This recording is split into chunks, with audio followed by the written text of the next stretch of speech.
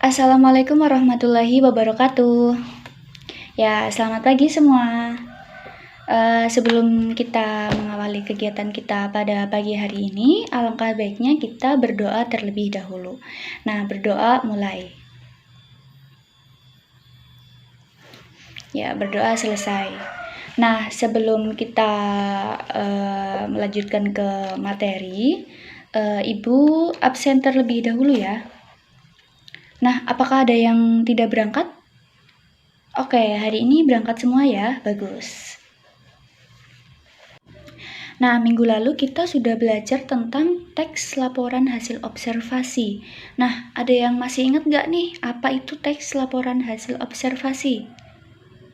Oke, ya bagus.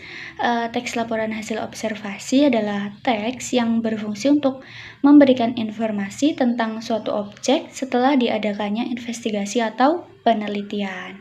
Nah, jadi hari ini kita akan melanjutkan materi yang kemarin. Nah, jadi hari ini kita akan belajar apa saja struktur teks laporan hasil observasi, kemudian bagaimana ciri kebahasaannya, dan kita akan belajar bagaimana cara menyusun teks laporan hasil observasi yang baik. Oke, untuk yang pertama yaitu kita akan membahas tentang struktur teks laporan hasil observasi. Nah, struktur teks LHO ini dibagi menjadi 3 ya. Yang pertama yaitu pernyataan umum, yang kedua deskripsi bagian, dan yang ketiga kesimpulan. Nah, di pernyataan umum itu berisi informasi umum tentang subjek yang kalian teliti. Nah, kemudian di bagian deskripsi bagian berisi tentang perincian bagian-bagian hal dari subjek yang kalian teliti. Nah, kemudian di bagian kesimpulan yaitu berisi tentang ringkasan umum dari subjek yang kalian teliti. Nah, di kesimpulan ini boleh ada dan boleh tidak. Nah, untuk lebih memahaminya, di sini Ibu sudah ada 5 teks laporan hasil observasi ya. Jadi nanti kalian membentuk jadi 5 kelompok saja. Nanti Ibu kasih teksnya satu-satu. Nah, kalian tentukan mana yang pernyataan umum, mana yang deskripsi bagian, dan mana yang kesimpulan. Oke, paham? Oke, dari yang sudah kalian diskusikan, mana nih yang termasuk pernyataan umum? Oke, paragraf 1 ya, benar sekali. Kemudian untuk yang deskripsi bagian itu paragraf berapa ya? Ya, paragraf yang ke-2, 3, dan 4. Nah, berarti yang kesimpulan itu paragraf keberapa? Ya, yang kesimpulan itu di paragraf terakhir. Nah, jadi berasa kalian sudah paham ya mengenai struktur teks laporan hasil observasi, karena kalian sudah bisa menjawabnya dengan benar. Nah, sekarang kita lanjut ke materi yang berikutnya ya. Kita akan membahas bagaimana ciri kebahasaan teks laporan hasil observasi. Nah, ciri kebahasaannya yaitu yang pertama, teks laporan hasil observasi ini menggunakan istilah-istilah. Jadi, seperti yang tadi kita bahas ya, di paragraf pertama itu berisi pernyataan umum. Nah, biasanya di sini tuh menggunakan istilah-istilah. Misal kalian mengobservasi tentang kambing. Jadi kalian mendefinisikan kambing adalah, nah kambing itu apa? Hewan berkaki 4 yang memakan rumput. Nah, jadi biasanya ini menggunakan ciri yang menggunakan istilah-istilah ini ditandai dengan adanya kata adalah dan merupakan. Nah, kemudian ciri kebahasaan yang kedua yaitu bahasa yang digunakan dalam teks laporan hasil observasi ini bersifat baku. Nah, kalian udah bisa membedakan kan mana kata baku dan mana kata yang tidak baku?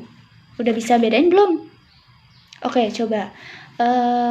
Apotek dan apotik, mana yang kata baku? Oke, betul sekali ya. Jadi kata bakunya adalah apotek menggunakan E. Nah, kemudian ciri yang ketiga yaitu menggunakan kalimat efektif. Nah, kalimat efektif itu apa? Ya, betul. Kalimat efektif adalah kalimat yang disusun berdasarkan kaidah bahasa Indonesia. Nah, contoh kalimat efektif itu seperti apa sih? Kalian tahu? Ya, salah satu ciri kalimat efektif yaitu hemat ya, hemat, tidak boros. Kemudian sejajar dan cermat. Nah, misal seperti ini. Para ibu-ibu duduk di serambi masjid. Nah, itu udah efektif belum? Belum. Nah, jadi yang benar itu apa? Ya, bisa para ibu duduk di serambi masjid atau ibu-ibu duduk di serambi masjid. Nah, jadi karena para ini, kata para sudah memiliki makna jamak dan kata ibu-ibu juga sudah jamak. Jadi salah satunya harus kita hilangkan. Nah, seperti itu ya. Nah, oke, sekarang kita lanjut ke materi berikutnya, yaitu cara menulis teks laporan hasil observasi atau langkah-langkah dalam menulis teks laporan hasil observasi.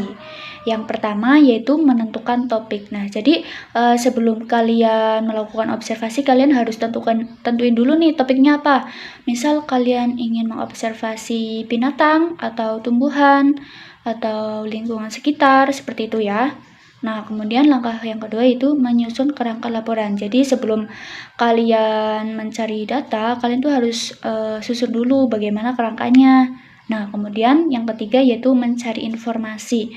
Nah, jadi setelah itu kalian mencari informasi tentang, misal kalian ingin mengobservasi tentang katak. Nah, kalian cari informasi tentang katak, misal bagaimana ciri-cirinya, bagaimana kehidupannya, bagaimana cara ia makan, kemudian bagaimana cara bernafasnya, dan lain-lain.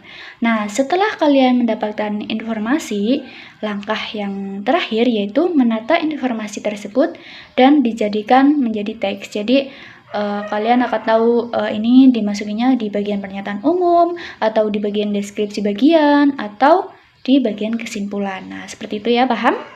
Oke. Nah, karena waktunya ini sudah mau habis ya, mungkin itu dulu materi yang Ibu sampaikan. Nah, untuk tugasnya, kan tadi kalian udah dibagi menjadi 5 kelompok. Nah, nanti setiap kelompok membuat teks laporan hasil observasi ya.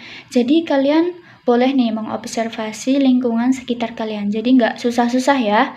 Nah, nanti setelah teks itu jadi, dikumpulkan minggu depan dan kalian presentasikan. Oke, paham?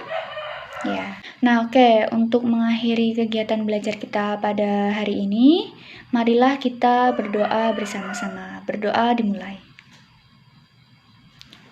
Amin. Berdoa selesai. Nah, mungkin cukup sekian yang dapat Ibu sampaikan. Kurang lebihnya mohon maaf. Wabillahi taufiq wal hidayah. Wassalamualaikum warahmatullahi wabarakatuh.